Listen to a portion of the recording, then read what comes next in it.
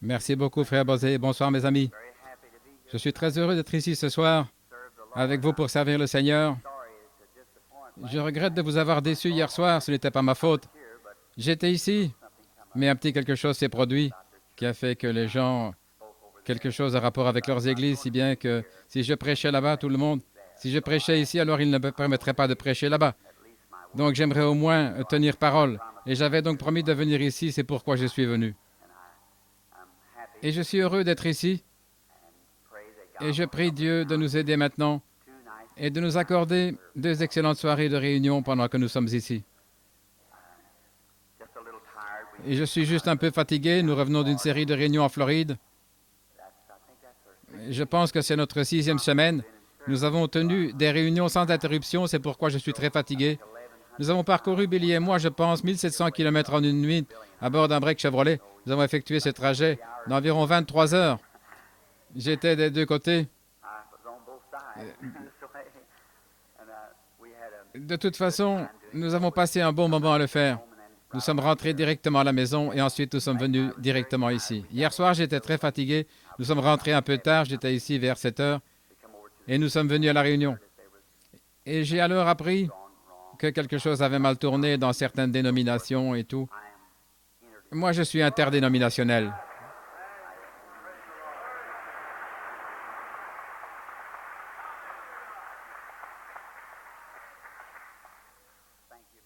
Merci beaucoup. Je le dis du fond de mon cœur.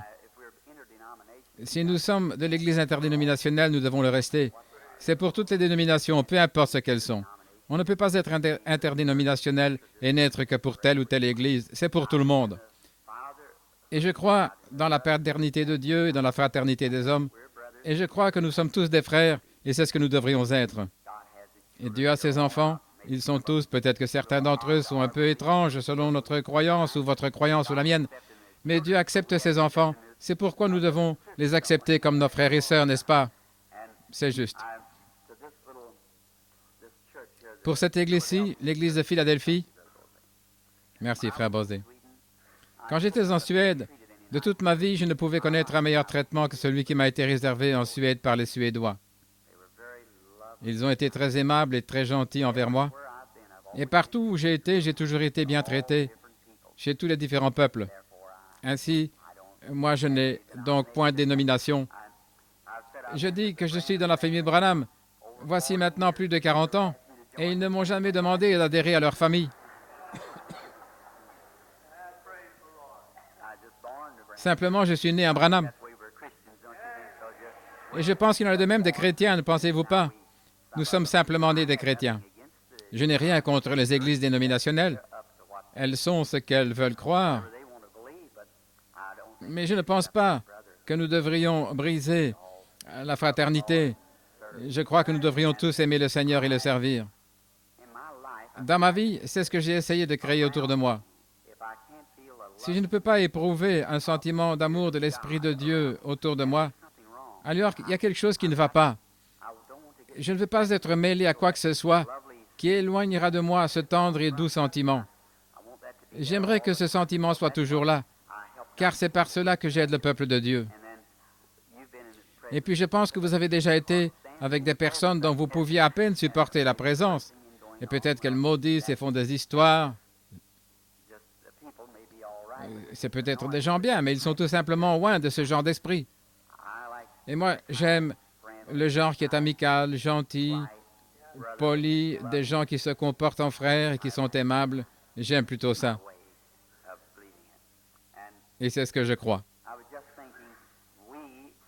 J'étais en train de réfléchir. C'est nous qui portons les fruits de Dieu. Et je crois que dans Saint Jean, chapitre 17, Jésus a dit, « Vous êtes le sarment, et lui, il était le cep. Or, le cep produit les fruits, mais ce sont les sarments qui portent les fruits.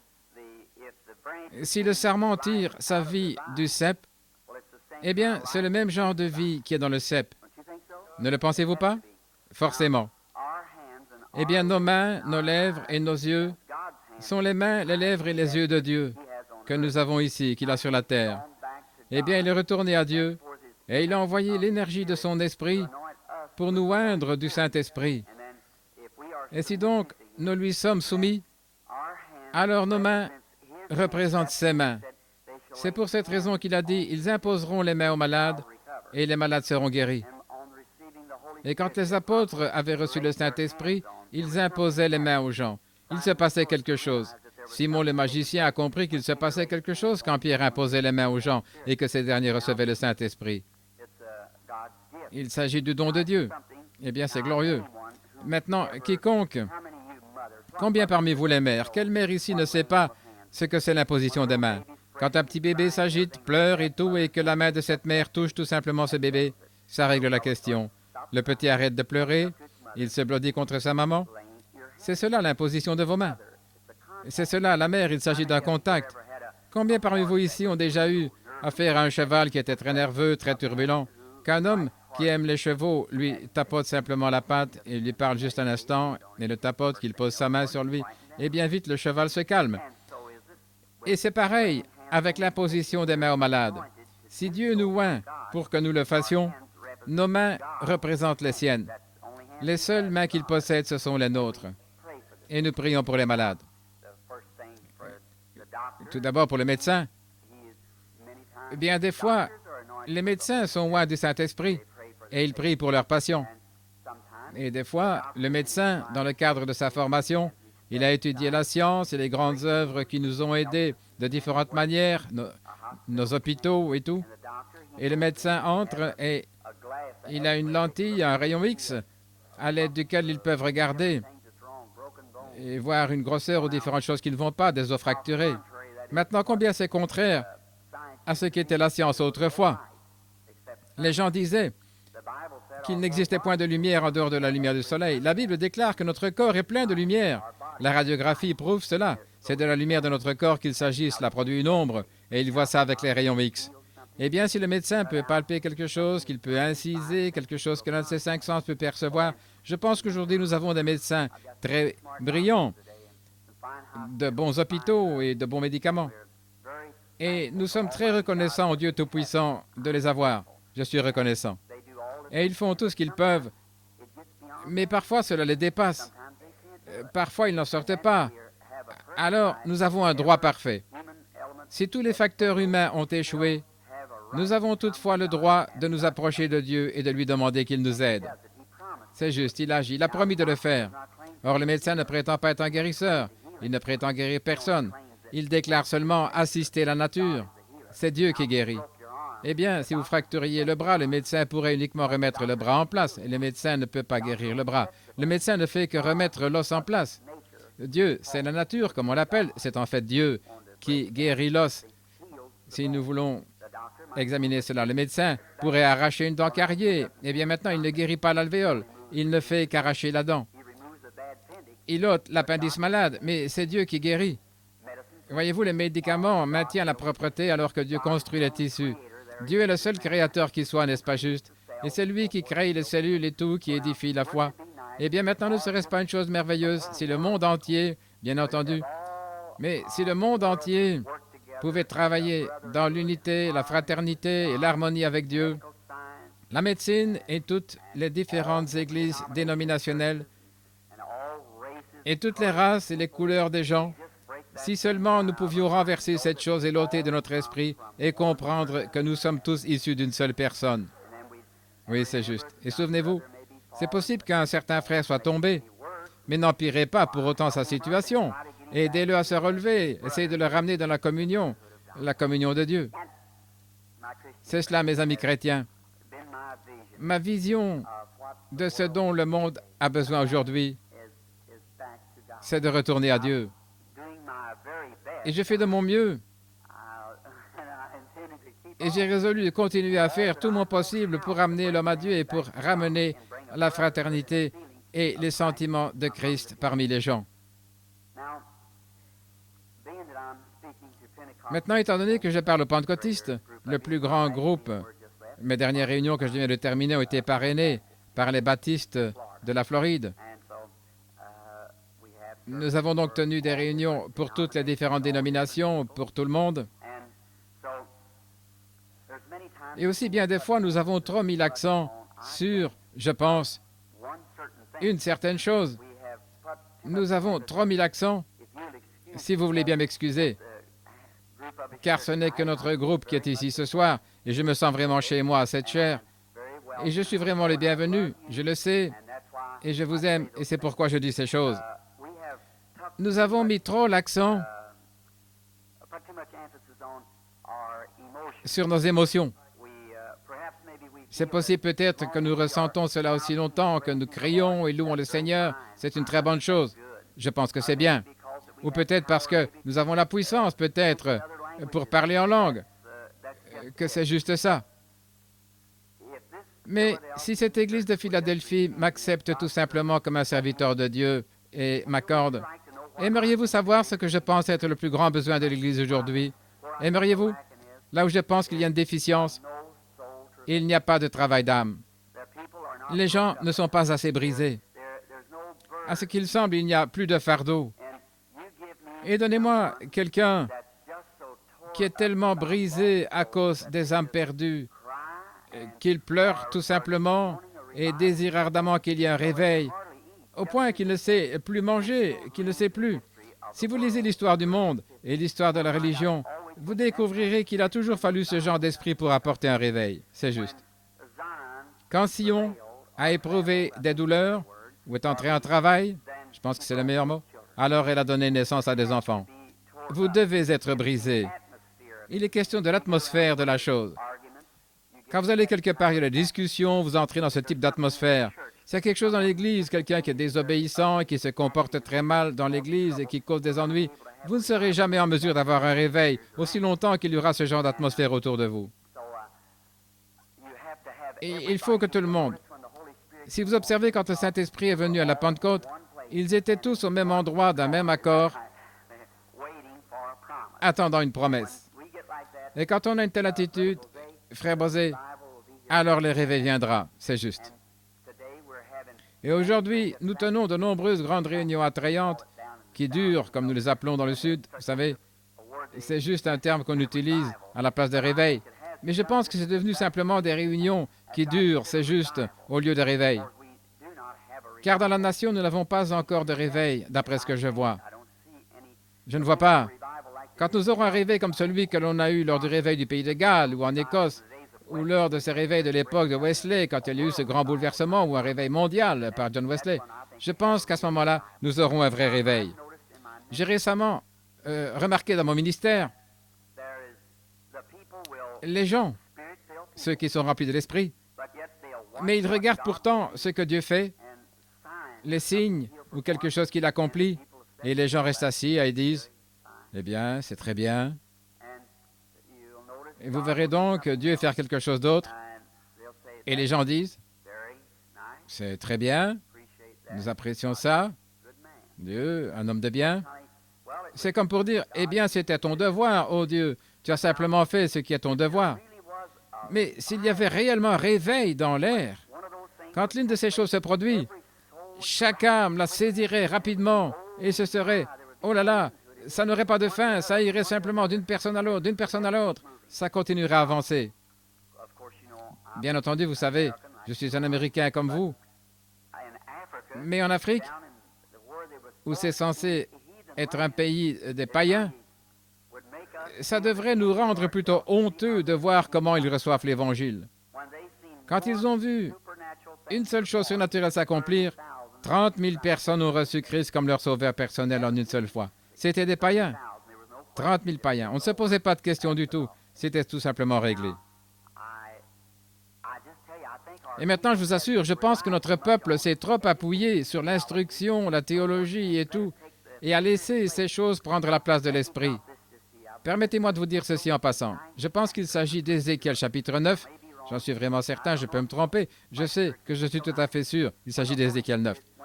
Quand le Saint-Esprit a quitté, d'abord il y eut l'homme qui sortit de derrière les portes avec les instruments de destruction pour détruire, bien entendu, l'application correcte dans les Écritures. C'était juste avant la destruction de Jérusalem. Et un homme en robe blanche et portant un écritoire à la ceinture s'était avancé. Et il reçut de Dieu la commission de parcourir la ville. Maintenant, écoutez ceci. Et de faire une marque sur le front, le scellement du Saint-Esprit, une marque sur le front de chaque homme ou chaque femme qui soupirait, gémissait à cause des abominations qui se commettaient dans la ville. J'aimerais juste vous poser une question. S'il parcourait Chicago ce soir, dans combien de maisons trouverait-il ce soir ce genre de foyer-là, avec des gens étendus là, sanglotant pour qu'il y ait un réveil? Des gens qui sont dans un tel travail d'âme, qui ne sont plus en mesure de supporter, ils ne savent tout simplement quoi faire. Je me demande combien de gens il marquerait ce soir à Chicago, dans cette ville de près de 5 millions d'habitants. Qui marquerait-il? J'imagine, on pourrait compter sur le bout des doigts, ne le pensez-vous pas? Des gens qui ont un tel fardeau. Et pourtant, c'était exactement, il ne devait marquer personne d'autre que cette catégorie de gens-là. Voyez-vous ce que je veux dire? Nous devons mûrir dans la présence de Dieu. Maintenant que le Seigneur vous bénisse, j'aimerais lire une portion de sa parole ici. Ma parole est juste comme celle de n'importe quelle autre. Elle peut faillir, mais sa parole ne peut pas faillir. Et maintenant, je crois que demain matin, je dois prêcher à l'école du dimanche. Je pense que c'est ça, à 11 heures, demain à 11 heures. Et puis je me demande... Ensuite, je pense que demain soir, encore à 19h30, à la même heure, 19h, maintenant, amenez vos malades et vos affligés et réunissons-nous et prions très fort. Et je sais que Dieu va faire quelque chose pour nous. Et maintenant, je pense que c'est à ce que je sache maintenant, ce sont mes dernières réunions avant d'aller outre-mer. C'est pourquoi je sollicite certainement vos prières, vous, chers et merveilleux peuple de Chicago, que vous priez pour moi. J'en aurais vraiment besoin, comme plus que jamais auparavant. Et je crois que Dieu va faire de grandes choses pour nous outre-mer. Je suis sûr qu'il va le faire. Vous ne savez pas le bien qu'on ressent quand on se tient là et qu'on sait que l'on est défié en face par des oppositions. Mais au fond de mon cœur, je me dis, eh bien, bon, tant de gens avaient assisté aux réunions de Chicago, beaucoup d'entre eux avaient dit, certains d'entre eux sont en train de prier maintenant. Il y a forcément des gens là à Chicago qui sont en train de prier. Il y en a en train de prier à Miami, à Palm Beach. Il y en a quelques-uns ici en train de pleurer. Et quand je les considère tous dans l'ensemble, je suis alors sûr que je suis vraiment environné de prières. Cela vous rend très, très fort, je vous le dis. Vous direz en quelque sorte, maintenant Satan, regarde ici, je suis vraiment environné de prières. Je sais où on se tient. Vous êtes-vous déjà imaginé qu'à l'intérieur de notre corps, il y a un autre homme? Savez-vous ça? Qu'il y a un autre homme à l'intérieur de notre corps, et c'est un homme esprit. Y avez-vous déjà pensé, frère Ryan? Oui, et que celui ici, dedans, l'homme intérieur, maintenant, cet homme intérieur, s'il vient de Dieu, c'est l'Esprit de Dieu, est-ce juste? Qui est à l'intérieur de notre être. Or, mon doigt ne pourrait pas bouger sans que quelque chose le fasse bouger. Il est actionné par une intelligence ici, car la pensée, d'une façon subconsciente, peut-être l'idée me viendrait, je ne suis pas obligé de penser à cela, ça semble tout simplement. Et c'est là-dessus que repose la foi. Maintenant, à vous qui êtes très malade, j'aimerais que vous saisissiez ceci avant que je lise les Écritures. Maintenant, depuis hier soir, je me suis plutôt détendu un peu et j'aimerais vous expliquer cela. Il y a une conscience et un subconscient. C'est juste comme si nous allions outre-mer par bateau, et il y a un homme qui se tient juste ici, c'est lui qui donne les ordres. Cet homme descend ici en bas dans le bateau pour conduire celui-ci. Eh bien, il ne voit pas où il va, mais il reçoit tout simplement les ordres qui viennent d'en haut. Eh bien, maintenant, il dit, tourne à gauche ou à droite, ou mets plus de gaz, quoi que ce soit. Il obéit aux ordres. Et tout au-dedans, dans notre cœur, il y a le subconscient, et il reçoit des ordres venant d'en haut. Vous m'avez entendu souvent à l'estrade. J'étais simplement en train d'écouter une bande d'une réunion à Owensboro l'autre jour au sujet d'une personne qui était estropiée et qui a été guérie. Et comment cela parlait, comment le Saint-Esprit parlait. Maintenant, ici en haut, cette conscience monte à l'estrade et dit, « Frère Branham, gloire au Seigneur, j'ai la foi. » Mais juste là en bas, cette autre petite conscience dit, « Eh bien, tu sais bien que tu ne l'as pas. » Eh bien, maintenant, Si vous pouvez amener celui-ci et celui-là à être en harmonie avec celui-là, vous voyez, celui-ci dit oui tout le temps, celui-ci dit oui, mais là tout au fond, il y a quelque chose, ce petit gars, voyez-vous. Vous voulez le faire, vous voulez dire oui, mais juste là au fond, cette petite ombre, là, on ne s'occupe pas beaucoup de ce petit gars qui est ici au fond. Eh bien, vous allez découvrir que c'est plutôt lui qui dirige les choses. Alors si ce gars, après tout, c'est lui qui conduit le bateau, c'est lui qui est aux commandes, celui-ci pourrait faire beaucoup de déclarations, mais c'est ce gars qui travaille ici en bas, voyez-vous. Ainsi, il dit oui, oui, je crois cela, oh oui, je le crois certainement. Et si c'est vrai, si celui-ci et celui-ci s'accordent avec cela, alors nous obtenons la chose. Et alors, cela devra marcher. Mais tant que ce n'est pas le cas, eh bien, ça ne marchera pas, c'est tout. Parce que vous avez des ordres qui vont dans ce sens et ceux-ci ils vont dans l'autre sens, et ils poussent tout simplement votre bateau d'un côté et vous ne quittez pas le port, vous êtes toujours par ici. C'est pourquoi nous devons amener ces gars à être en accord et à dire « Dieu a raison », et celui-là dit « Dieu a raison », et l'autre « Dieu a raison », alors nous avançons. Nous recevons des ordres et tout, il n'y a aucun obstacle devant vous, il n'y a rien pour vous faire douter. Tous les symptômes que vous pourriez avoir, vous pourriez retourner à l'hôpital le matin et qu'on dise « Eh bien, votre bras est toujours raide, votre cancer est toujours là ». Ça n'aura pas la moindre... Cela ne vous déconcertera pas du tout. Si cela, ceci et ceci s'accordent, c'est juste. La foi fait tout. Or, Dieu est en vous. Vous qui avez le Saint-Esprit. Dieu est en vous. Croyez-vous cela? Et maintenant, Jésus a dit, « Je vous donne le pouvoir. Je vais vous montrer la faiblesse de l'Église par la grâce de Dieu. Je vous donne le pouvoir sur les esprits impurs. Vous allez les chasser. Non pas moi, mais vous. En mon nom, ils chasseront les démons. Ils parleront de nouvelles langues. Ils saisiront les serpents. Ils boiront des breuvages mortels. Cela ne leur fera pas de mal. » Pensons au grand Saint Paul. Une fois, ils ont accosté sur une certaine île. Le bateau avait fait naufrage. Dieu lui avait promis qu'il allait arriver à une certaine destination. Il retournait à Rome pour comparaître devant César. Et il croyait en Dieu. Il aidait donc les hommes. On l'avait lié avec des chaînes. Il était prisonnier. Et il aidait les hommes à jeter du bois dans le feu. Et quand il y jetait du bois, une bête au venin mortel, un serpent, l'a mordu à la main. Un venin si mortel qu'une personne mordue tombait raide morte après une minute ou deux. Et ainsi, les indigènes ont dit, cet homme a des chaînes, c'est un prisonnier, ça doit être un meurtrier, parce qu'il peut avoir échappé à la tempête, mais il ne va pas en réchapper à ce serpent, il va mourir. Maintenant, écoutez. Un moment, après, Paul a regardé, il a vu ça, ceci, ceci et cela s'était accordé. Il n'y avait pas la moindre crainte. Il a dit, ils saisiront des serpents, ils ne leur feront pas de mal. Il a considéré cette morsure mortelle sans crainte. Quand vous avez peur, alors Satan s'en mêle. Satan, c'est la crainte, mais l'amour parfait chasse toute crainte. Voilà, je suis l'homme de Dieu, voilà. Ce serpent suspendu à ma main, mais il n'y a aucune crainte ici, ici ou là. Voyez-vous, tout était en harmonie. Il a regardé l'animal, il s'est dit, eh bien, il a secoué dans le feu, il est retourné chercher encore du bois qu'il devait être au feu. Oh, diriez-vous, Paul, n'as-tu pas peur de tomber mort? Certainement pas. Je ne peux pas tomber mort, le Saint-Esprit est en moi. Eh bien, le Saint-Esprit même, qui a créé les cieux et la terre, avait tellement rempli cet homme de sa puissance que la mort qui était dans les crochets de ce serpent ne pouvait même pas pénétrer dans son corps parce que tout son corps était rempli de l'esprit autant qu'il était rempli de sang. Est-ce juste? Et chaque petite cellule de sang est une vie et à ce moment-là, vous êtes tout chargé, tout rempli du Saint-Esprit. Ah, certainement, ils ont marché sur l'eau, ils ont accompli de grands miracles et tout. Pourquoi? Ils étaient parfaitement en harmonie avec Dieu, cette première Église. Et mon ami chrétien, à moins que nous puissions entrer là-dedans. Maintenant, nous ne pouvons pas nous disputer, nous quereller et nous chamailler avec des dénominations et parvenir à cela.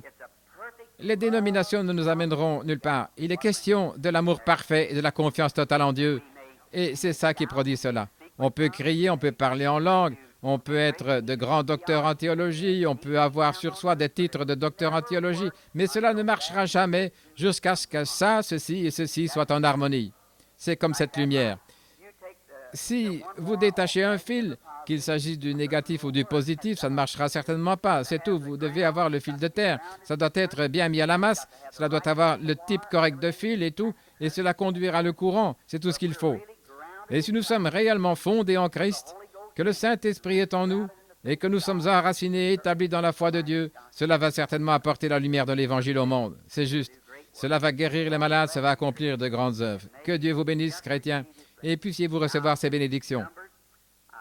Maintenant, dans Nombre, j'ai dépassé l'heure pour commencer la ligne de prière. Mais j'aimerais lire cette écriture de Nombre, chapitre 21. C'est tout simplement tombé sur mon cœur tout à l'heure, en sorte que je me suis simplement dit que je devrais lire cela. C'est un passage bien connu au sujet de Moïse et des enfants d'Israël. Et je crois que Dieu va bénir sa parole maintenant, pendant que nous allons la lire. Et pendant que je lis cela, gardez cela à l'esprit, les choses que je vous ai dites. Gardez-les à l'esprit. Jésus est passé près d'un arbre. Il a regardé dessus, il n'y avait pas de fruit. Il a dit que personne désormais ne mange de ton fruit. Et il a continué son chemin jusqu'à Jérusalem. Bien entendu, là, on l'a querellé, il ne pouvait pas le supporter. Pour lui, c'était la mauvaise sorte d'atmosphère. Alors il est sorti, il est retourné, il est descendu de la montagne le lendemain matin. Et pendant qu'il passait, je pense que c'était vers 11 heures, Pierre a regardé cet arbre, il a dit, « Dis donc, regarde, tu as simplement dit cela hier, et cet arbre est mort depuis la racine, il a séché. » Et Jésus a dit, « Ayez foi en Dieu. » Est-ce juste? Car en vérité, je vous le dis, si vous, pas si moi, si vous, dites à cette montagne, « Ôte-toi de là, et si vous ne doutez pas, il vous obéira. » Obligatoirement, il doit faire exactement ce que vous dites. Pourvu que vous ne doutiez pas, eh bien, croyez-le ici. Maintenant, nous amenons ce subconscient aussi à croire cela. Et quand le subconscient et cette conscience sont en harmonie avec Dieu, alors la chose va arriver. Nombre, chapitre 21, verset 5. « Et le peuple parla contre Moïse et contre Moïse. Pourquoi nous avez fait vous monter hors d'Égypte pour que nous mourions dans ce désert? Car il n'y a point de pain, il n'y a point d'eau, et notre âme est dégoûtée de cette misérable nourriture. » Alors l'Éternel envoya contre le peuple des serpents brûlants. Ils mordirent le peuple, et il mourut beaucoup de gens d'Israël. Le peuple vint à Moïse et dit, « Nous avons péché, car nous avons parlé contre toi et contre l'Éternel. » Contre toi et contre l'Éternel. Prie l'Éternel, afin qu'il éloigne de nous ces serpents. Moïse pria pour le peuple. L'Éternel dit à Moïse, « Fais-toi un serpent d'airain et place-le sur une perche. Quiconque aura été mordu et le regardera conservera la vie. » Moïse fit un serpent d'airain et le plaça sur une perche, et quiconque avait été mordu par un serpent et regardait le serpent d'airain, il conservait la vie. Les enfants d'Israël partirent et ils campèrent à Oboth. Ma Bible est tellement soulignée au crayon et tout, là, que j'ai sauté mon passage pendant que je le cherchais. Je suis désolé. Mais que le Seigneur ajoute la bénédiction maintenant à sa parole. Quand il y a des ennuis, Dieu est toujours le Dieu qui satisfait aux besoins quand il y a un besoin chez son peuple. Vous savez cela. Et Dieu avait promis de pourvoir à leurs besoins. Eh bien, quand les gens... Et pourtant, ils avaient mal agi. Ils avaient péché, ils avaient fait des choses qui étaient mal. Cependant, quand ils eurent besoin de guérison, Dieu a fait une expiation pour la guérison. Quand il n'y avait même pas encore d'expiation, Dieu y a pourvu. Devant chaque difficulté, Dieu fait une échappatoire. Il le fera, si seulement vous avez la foi et que vous croyez en lui.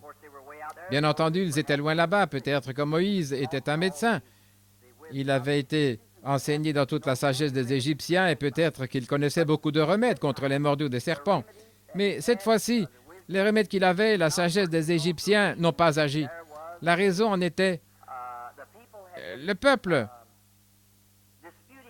s'était disputé avec Moïse et il disait, « Pourquoi nous as-tu amenés dans ce désert? » Il se plaignait constamment et cela a engendré le péché. Et le péché est la cause directe ou indirecte de la maladie. Avant qu'il y ait le péché, nous n'avions pas de maladie. Donc, pour commencer, la maladie est un attribut du péché.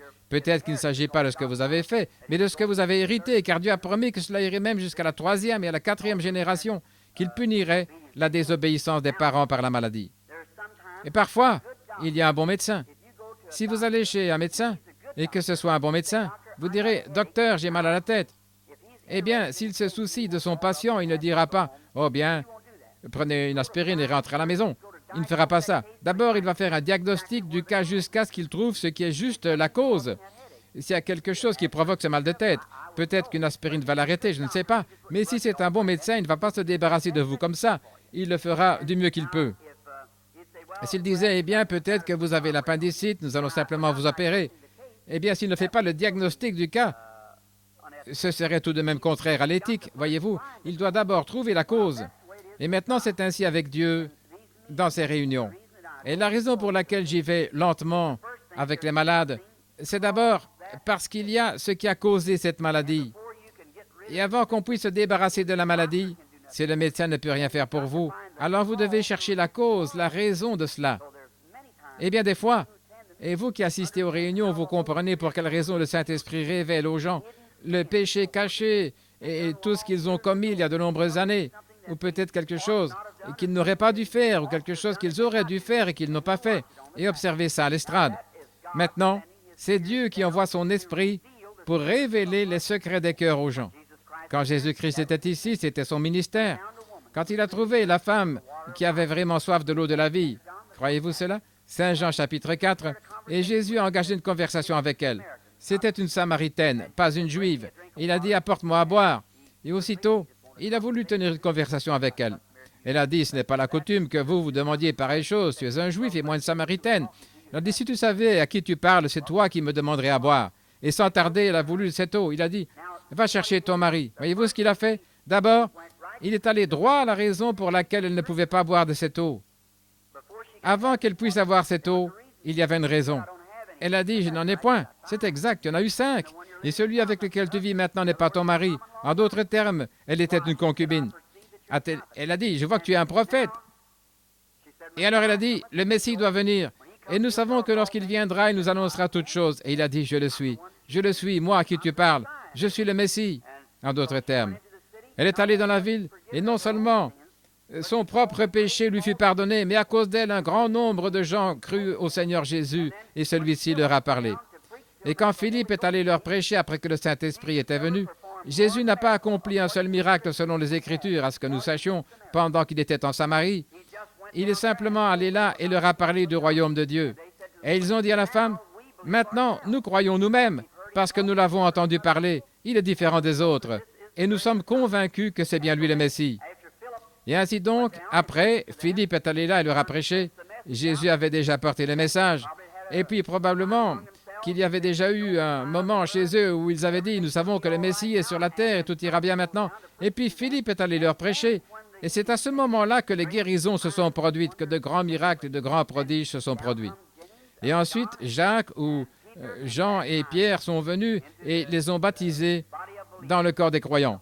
Et le Saint-Esprit est descendu sur eux. Et de là, l'Église s'est mise en marche. Voyez-vous comment Dieu fait les choses? Il fait le diagnostic du cas, il se débarrasse de tout et ensuite il descend carrément pour vivre lui-même dans la personne.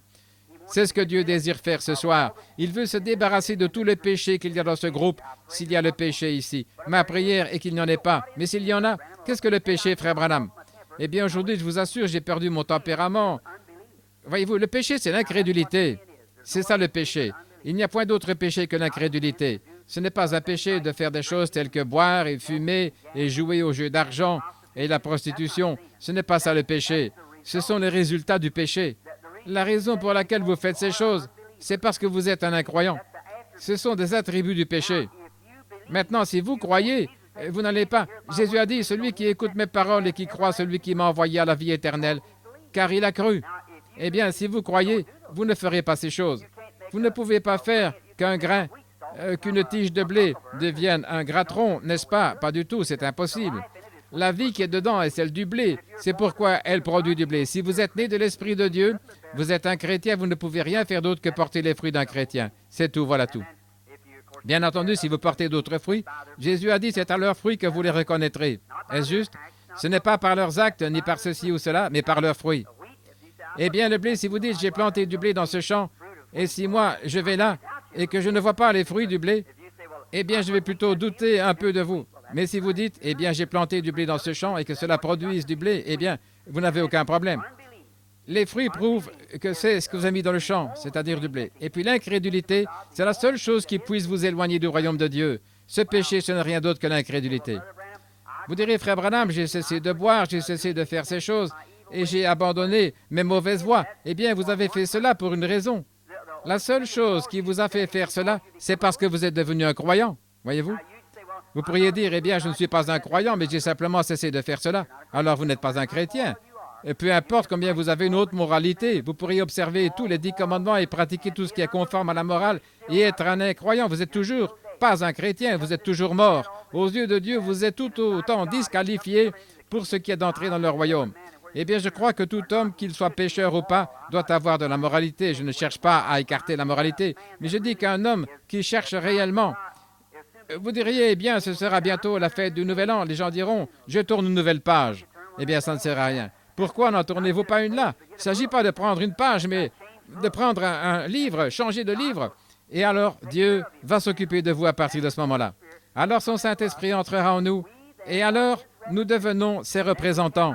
Et alors, nous ne pouvons porter que des fruits du chrétien si l'esprit chrétien domine sur nous. Est-ce juste? L'esprit chrétien, c'est l'esprit de Christ. Et Jésus a dit, vous ferez aussi les choses que je fais. Est-ce juste? Vous ferez les mêmes choses que je fais et même de plus grandes, car je m'en vais au Père. Il a dit encore un peu de temps et le monde ne me verra plus, c'est-à-dire les incroyants. Le cosmos, l'ordre du monde, ne me verra plus. Mais vous me verrez, les croyants, car je serai avec vous, même en vous, jusqu'à la fin du monde.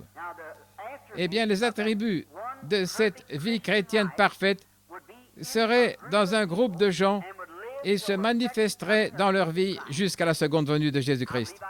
Je pense que je vous ai parlé de ma conception de Dieu, de ce que Dieu est. Écoutez ceci. Pour moi, je crois que Dieu a toujours été un Dieu triunitaire.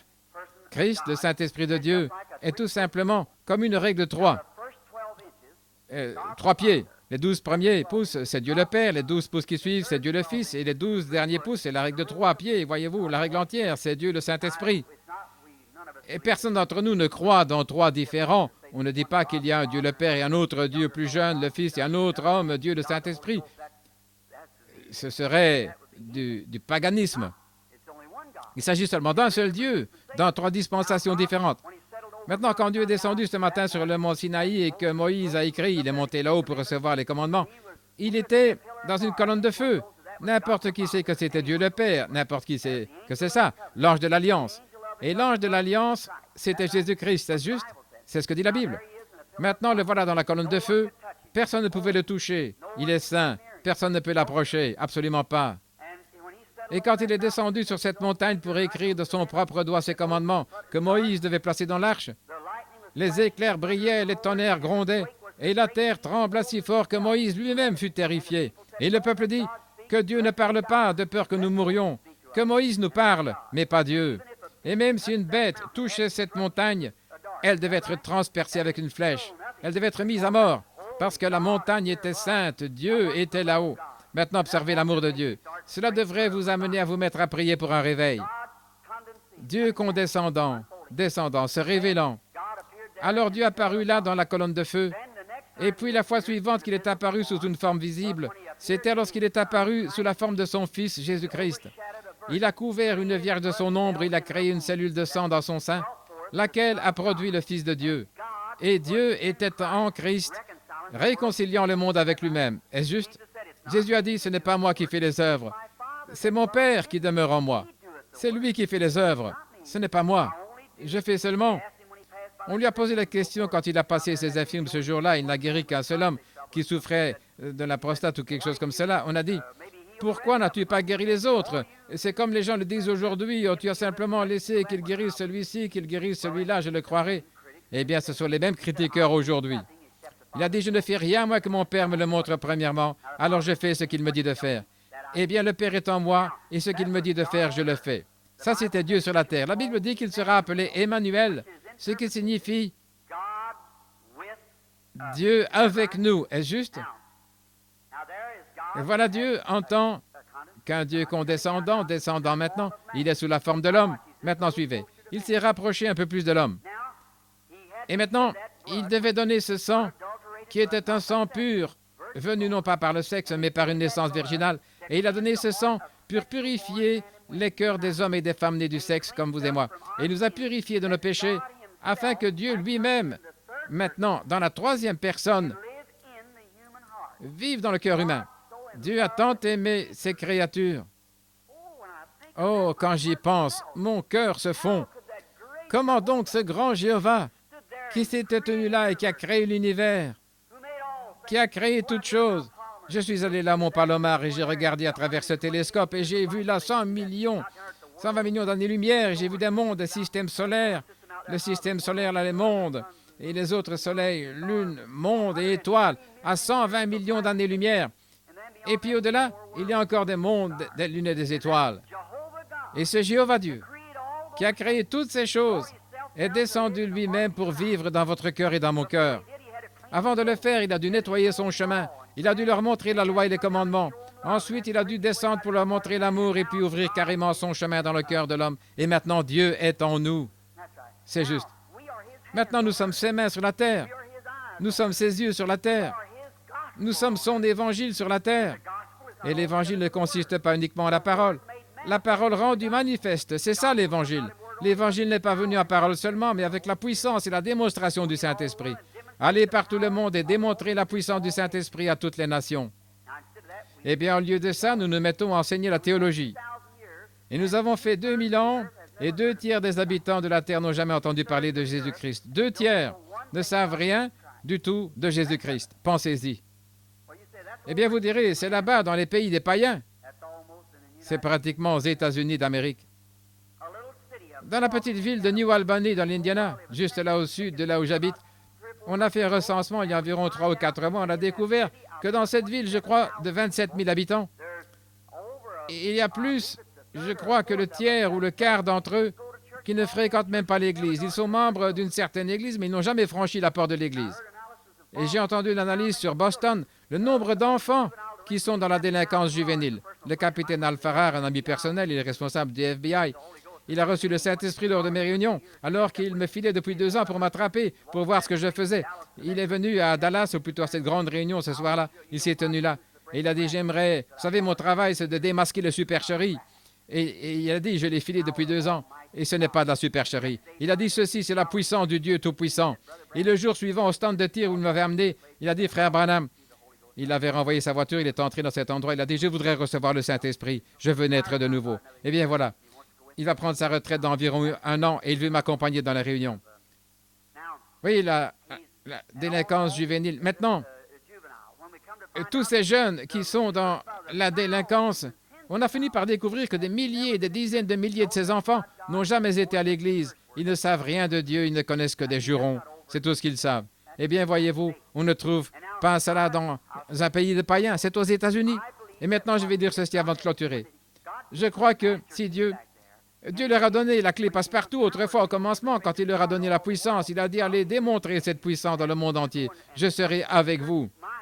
Cette première Église, oh là là, qu'est-ce qu'elle a mis le monde en pièces? C'est les chrétiens. Le monde fut pratiquement christianisé en une seule décennie, une seule génération de disciples. Ensuite, ils ont laissé ça et la génération suivante a commencé à s'organiser. Et à la 3e génération, à l'époque des âges sombres, c'est alors que l'Église catholique s'est constituée. Et puis à partir de là, ils ont commencé avec la théologie. Martin Luther, John Wesley, Calvin, Knox et tous sont apparus. Et la chose entière était uniquement basée sur la théologie. C'est juste. Et ils n'ont pas réussi à retourner là. La chose même que Dieu leur avait défendue, ils le font au nom de Jésus-Christ. Il n'est pas question d'instruire le monde, mais de prêcher l'Évangile et de démontrer la puissance de Dieu. Et aujourd'hui, dans nos églises, commencez seulement cela dans l'église et voyez ce qui arrive. Mais on vous montre. La porte, voyez-vous, et la clé passe partout. C'est la chose qu'ils ont laissée de côté, la pierre angulaire. Quand là, autrefois, les bâtisseurs ont commencé à construire le bâtiment, les pierres étaient taillées dans le monde entier. Eh bien, vous allez comprendre pourquoi je suis interdénominationnel. Voyez, les francs-maçons qui sont ici et les autres, ceux qui connaissaient l'ordre, on taillait les pierres, on les transportait jusqu'à Jopé et ainsi de suite, et les chars à bœufs les faisaient descendre, les hauts cèdres du Liban, on les taillait et tout, on les faisait descendre. Et quand tout était entassé en dehors de Jérusalem, pendant 40 ans, on n'entendait pas un seul crissement de cygne et de coups de marteau. Eh bien, voici venir une pierre taillée comme ceci et une pierre autrement. Et ils découvraient que chaque pierre s'ajustait parfaitement à sa place. C'est ce que je pense de ceux qui croient en Dieu. Chacun de nous a une place dans ce bâtiment. Nous ne sommes peut-être pas comme l'autre, mais nous avons une place à occuper ici. Chaque chrétien est de nouveau. Eh bien, les bâtisseurs Pendant qu'ils commençaient à avancer, ils sont tombés sur une pierre ayant une forme bizarre. Ils ont dit, nous ne pouvons pas utiliser ça. Cette pierre ne sert à rien, c'est une pierre bizarre. Et ils l'ont jetée quelque part dans un tas de mauvaises herbes et ils ont continué et progressé dans la construction du bâtiment. Et finalement, ils se sont rendus compte, quand ils sont arrivés à un certain niveau, ils ne pouvaient pas aller plus loin. Ils se sont arrêtés, ils ne pouvaient pas aller plus loin. Et que la pierre même qu'ils avaient rejetée était la principale de l'angle. C'est là qu'on en est aujourd'hui, frères, sœurs. Nous avons adopté la théologie, nous avons adopté l'instruction. L'instruction, c'est une bonne chose, mais c'est le plus grand obstacle que l'Évangile ait jamais eu, l'instruction. Eh bien, je ne dis pas ça parce que je veux que vous soyez illettrés ou quelque chose comme ça. Vous ne devriez pas être illettrés. Mes frères, les gens ont tout basé sur l'instruction, sur la théologie, et voyez ce qu'ils ont fait. Ils ne sont pas en mesure de fournir une seule évidence de la résurrection de Jésus-Christ. Ils ne sont pas différents des Mahométans. Les Mahométans vous font face et ils vous défient. Il n'y a pas longtemps, le docteur Reedhead, de la mission soudanaise qui a reçu le baptême du Saint-Esprit, un homme merveilleux, il était chez moi. Il a dit, frère Branham, il a des diplômes et des diplômes et des diplômes. Il disait, mais les docteurs ont-ils été dans l'erreur? J'ai été là, je les ai vus jeter les meubles et ainsi de suite, tout ça dans les réunions, ce qu'on appelle les saints exaltés et tout. Il a dit, mais ce que j'ai de me dire, c'est ceci. Malgré tout ce que j'ai vu et tous les diplômes que j'ai, mon cœur a soif de Dieu. Vous y voilà. Quelqu'un qui est au plus haut niveau du fondamentalisme. Maintenant, mon cœur a soif de Dieu. Il a dit, recevoir le Saint-Esprit, après que vous avez cru, cela existe-t-il? C'est juste, voyez-vous. Et considérez Bouddha. Bouddha est mort il y a 2300 ans, le grand leader religieux de la Chine. Et quand il est mort, voici ce qu'il a dit avant de mourir. Il arrivera avant la fin du monde que le Dieu d'amour, eh bien ça c'est un Dieu de dictature, vous savez. Le Dieu d'amour enverra ses serviteurs, ses prophètes ici sur la terre, et ils viendront d'une manière telle qu'ils ne laisseront pas de traces derrière eux. C'est par avion, quand ils seraient, voyez. Ils avaient assez de jugeotes. Mais là, ils avaient l'apparence de la piété et reniaient la chose. Voyez-vous, ce n'est que le sang de Jésus-Christ qui compte. Et ce Mahométan se tenait là et s'adressait au docteur Reedhead. Ce dernier a dit, « Pourquoi ne rejetez-vous pas votre prophète mort, Mahomet, pour recevoir le Seigneur Jésus-Christ ressuscité que nous avons ?» Et ce Mahométan, qui était intelligent et astucieux, il a dit, « Gentil monsieur, qu'est-ce que votre Seigneur Jésus ressuscité ferait de plus pour moi que ce que fait mon prophète mort ?» Il a dit, « Eh bien, vous voyez, nous avons la consolation. » Il a dit, « Nous aussi. » Il a dit, « Nous avons la joie et le bonheur. » Nous aussi. Qu'est-ce qui vous donne la joie et le bonheur? Eh bien, il va revenir. Notre prophète aussi.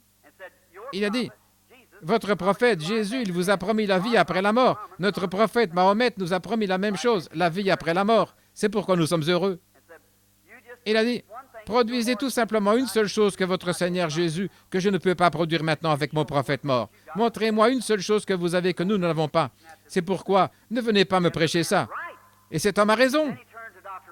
Il s'est tourné vers le docteur Reedhead, il a dit, « Écoutez, monsieur, vous qui dites que Jésus est ressuscité des morts, quand Jésus est ressuscité des morts, s'il est ressuscité, il a dit, vous ferez aussi les œuvres que je fais. Et il a promis de grands signes aux croyants et à vous, les enseignants. Il a dit, que je vous vois tous faire les signes qu'il a promis qu'il ferait, alors je croirai qu'il est ressuscité des morts. » C'est juste, oh bien, nous prêchons l'Évangile dans le monde entier. Il a dit, nous aussi. Il a dit, que je le vois accomplir ces miracles. Laissez-moi vous dire une chose. Vous tous, vous avez eu 2000 ans, et pourtant, nous avons la plus grande religion qui soit. C'est juste. Les Mahométans sont les plus nombreux. Le christianisme occupe la 3e place. L'islam est la plus grande, quant au nombre des adeptes dans le monde. Et il a dit, et 2/3 du monde ne savent rien du tout de votre Seigneur Jésus ressuscité. Que notre Mahomet ressuscite des morts, il a dit, le monde entier le saura. C'est juste. Et le docteur Reedhead a dit qu'il était convaincu. Et il était bel et bien. Et c'est ce qui lui a donné la soif de Dieu. Frères et sœurs, je suis ici pour vous affirmer que le Seigneur Jésus-Christ est ressuscité des morts. Il vit aujourd'hui parmi nous et il fait les mêmes choses et produit exactement ce qu'il a dit qu'il ferait. Il est le même Seigneur Jésus ressuscité. S'il le fait, et ce n'est que par sa grâce souveraine, ce n'est pas à cause de moi. Je suis son serviteur comme toute personne assise ici. Comme le petit garçon qui est un chrétien ou la petite fille. Tout le monde, peu m'importe de qui il s'agit, ça importe peu. Il n'y a pas de grands personnages ou de petits personnages dans le royaume de Dieu. Nous sommes tous dans le royaume de Dieu par la grâce de Dieu, c'est tout. Il n'y a pas de grands ni de petits. Nous sommes tout simplement tous frères et sœurs. Quelqu'un tient cet office-ci et cet autre cet office-là. Mais je lisais quelque chose et je crois que c'était sur Charles Finney, l'un des plus grands évangélistes de ce jour, un avocat converti. Un vieil homme se mourait de la tuberculose et avant de mourir, il avait mis sa face contre terre et avait pleuré et prié. Et quand il se relevait, il a dit, « Eh bien, j'ai pu faire la prière de la foi pour une certaine ville. Dieu va envoyer un réveil dans cette ville. » Et il s'est limité à environ 30 différentes villes. Et après que cet homme fut mort et parti, Finney a rendu visite à sa veuve et il a pris sa ville et ses réveils se sont produits très exactement comme l'homme l'avait dit. Pourquoi? Parce qu'une âme qui agonisait, une âme dans la présence de Dieu, en toute sincérité, avait fait bien plus pour apporter un réveil que toutes les écoles qu'il y avait au monde. C'est juste. Une seule âme qui avait prié avec instance. Je vous l'assure à chacun de vous, le grand réveil de l'Est, il y a de nombreuses années en Afrique, quand ces Otantos et tous ceux qui étaient là ont eu un réveil, la chose même qui était à la base de cela ne provenait pas du tout de leurs enseignements ni de leurs grandes écoles. C'était venu par un pauvre petit homme de couleur, sans instruction, illettré, là-bas, dans une petite hutte qui était restée sur sa face jour et nuit dans la poussière et qui a prié jusqu'à ce que Dieu envoie un réveil qui a balayé tout l'Est et le Nord de l'Afrique pour faire entrer dans les gens dans le royaume de Dieu. Et quel réveil! Oh là là! Mais qu'est-ce qui les a ruinés? Ensuite, les enseignants sont venus d'Angleterre avec différentes tendances et ils ont commencé à s'établir là et à enseigner la théologie et à s'éloigner de la puissance de Dieu et tout. Et c'est la chose qui a sombré dans le chaos. Et c'est exactement comme ça aux États-Unis. Frères, retournons à Dieu, au Dieu vivant, au ressuscité, à celui qui est amour, à celui qui ne fait exception d'aucune dénomination, exception de personne ou d'une quelconque autre manière, celui qui aime chacune de ses créatures sur terre, qui désire descendre, et il a fait tout son possible pour se frayer un chemin et descendre dans le cœur des hommes. Il a pourvu un moyen comme le serpent d'airain, il a pourvu à Jésus pour satisfaire à tous nos besoins pendant que nous sommes dans ce voyage entre le ciel et la terre. Il a pourvu à Jésus-Christ, il est le sacrifice tout suffisant de Dieu. Tout ce dont vous avez besoin ce soir ne se trouve pas dans votre Église. Ça se trouve en Christ. Voilà, ça ne se trouve pas dans votre instruction, ça ne se trouve pas dans votre théologie, dans votre credo. C'est en Jésus-Christ. Regardez à lui avec une foi simple, humble et pleine d'amour et dites, « Ô Dieu, purifie-moi de tout égoïsme et ôte de moi toutes les impuretés et que je sois entièrement à toi dès ce jour. » Et voyez ce que Dieu fera pour vous. Ma prière est que Dieu vous bénisse pendant que nous inclinons la tête. Notre bienveillant Père céleste, je prie d'abord ce soir pour cette grande ville. Alors que je la contemple comme une grande vue panoramique, c'est toute la région métropolitaine et je vois ce soir comment le péché, je pense à Sodome, quand des anges sont descendus pour s'assurer de la véracité de ce qu'ils avaient entendu. Et nous savons que nous sommes proches de quelque chose. Je prie pour Chicago, ô Dieu. Et je crois que de petites réunions comme celle où les véritables croyants se rassemblent à travers la ville sont la seule chose qui peut empêcher la colère de Dieu et le jugement de se déverser à l'instant même. Je pense à notre président qui est là maintenant dans cette réunion en Russie, sachant qu'ils ont l'arme même qui peut faire voler cet endroit en éclats au point où il n'y resterait plus de vie, et ils pourraient le faire avant le lever du jour. Alors, ô Dieu, je me dis, qu'est-ce qui les empêche de le faire? C'est parce qu'il y a encore quelques justes qui prient. Qu'est-ce qui les empêche? C'est parce qu'il y a encore quelques justes qui prient. Oh Dieu, aie pitié, je te prie, Père, aie pitié. Accorde-le ce soir dans cette belle petite église qui se tient ici comme un phare. Un groupe de gens qui ont abandonné leur cœur, leur vie, tout ce qu'ils ont, qui s'avancent volontiers maintenant pour donner librement leur vie pour la cause, qui croient en toi. Ô Père, je te prie de les revêtir maintenant d'une grande puissance ce soir, de la grande puissance de la foi, Que toute pensée qui est contraire à ton plan divin soit ôtée ce soir de leur esprit ou de leur subconscient. Ôte cela, Père. Sois avec nous maintenant. Aide-moi, Seigneur. Moi qui suis indigne et qui me tiens ici comme un mortel, sachant qu'un jour je devrai te faire face, rendre compte pour chaque parole que je prononce et chaque pensée qui traverse mon esprit. Et je te prie, ô Dieu, de me purifier et de me garder dans ta main, afin que tu me permettes de parler à mon prochain. Je les aime, Seigneur, et je désire les voir tous entrer dans la grande unité de Dieu et être introduits dans le grand millénium qui vient bientôt. Je prie pour chacun d'eux. Et maintenant, bénis ces malades qui sont ici ce soir, Père. Un grand nombre de ceux qui sont assis ici sont malades. Et je sais que tu as dit quand tu étais ici sur la terre que les choses que tu faisais, tes croyants les feraient.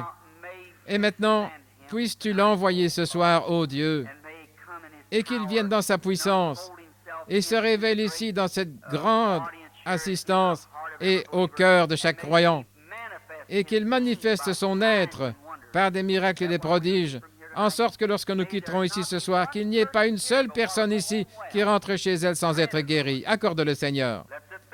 Que leur foi soit à la hauteur de cette situation, et il en sera ainsi, car tu as dit qu'il te soit fait comme tu as cru dans ton cœur. Et je te prie d'accorder cela ce soir, et fais que toute l'atmosphère ici, Seigneur, soit une atmosphère de création, où on est d'une seule âme, d'une seule pensée, d'un même accord, un seul but. Accorde-le, Seigneur. Écoute ma prière. Je te prie de nous accorder cela. Au nom de Jésus-Christ, ton Fils bien-aimé. Amen.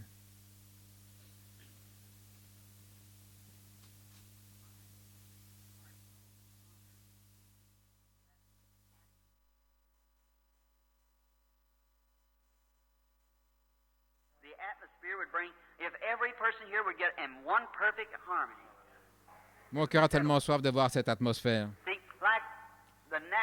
Vous voyez, c'est l'atmosphère qui crée cela. Si tout le monde était dans une parfaite harmonie, la chose serait réglée. Comme dans le naturel, vous voyez, pour qu'un œuf éclose, on le met sous la poule et il éclora parce que c'est une question d'atmosphère, c'est la chaleur. Mais enveloppez-le d'une couverture au chaud, il va éclore de toute façon. Dans un incubateur, il va éclore de toute façon. C'est l'atmosphère qui produit les résultats. Et si seulement nous pouvons ôter de tout doute maintenant, tout écarter du chemin. Il y a des gens mourants ici, certains souffrent de troubles cardiaques, et les troubles cardiaques sont une chose pour laquelle nous savons vraiment quoi faire. Alors prions simplement Dieu, et soyons dans comme un accord et disons, Père Céleste, eh bien, que cette glorieuse atmosphère s'établisse tout simplement, et que le Saint-Esprit vienne directement et fasse des choses merveilleuses. Puisse-t-il l'accorder? We got some prayer cards. We lined the people up by their prayer cards.